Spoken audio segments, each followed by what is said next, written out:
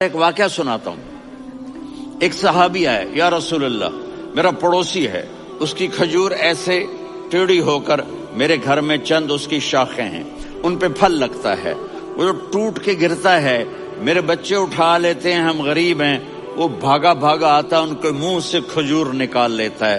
اس کو کہیں کہ بچوں پر اتنی زیادتی نہ کرے۔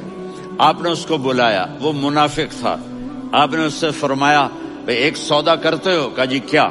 کہا یہ کھجور مجھے دے دو اور اس کے بدلے جنت میں کھجور لے کے دوں گا۔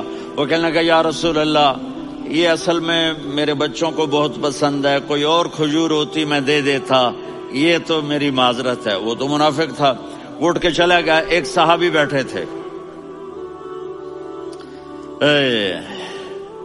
وہ کہنے لگے یا رسول اللہ اگر میں وہ کھجور لے کے دے دوں تو مجھے جنت میں لے دیں گے؟ ان کا نام ہے ابو الدحداح۔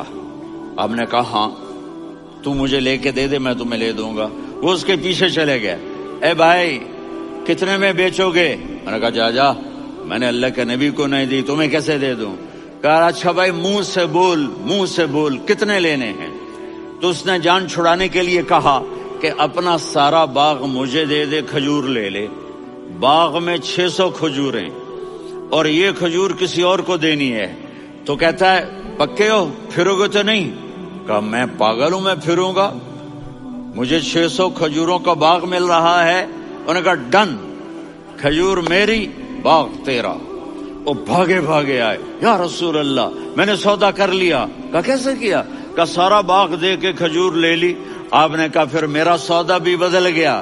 کم من عدق رداح ودار فیاح لأبی الدحداح فی الجنہ۔ میرے ساتھی میں اپنی آنکھوں سے دیکھ رہا ہوں کہ اللہ نے تیرے لیے جنت میں ایک گھر نہیں محل بنا دیے، سینکڑوں، اور ایک باغ نہیں ہزاروں باغ تیرے لیے تیار کر دیے۔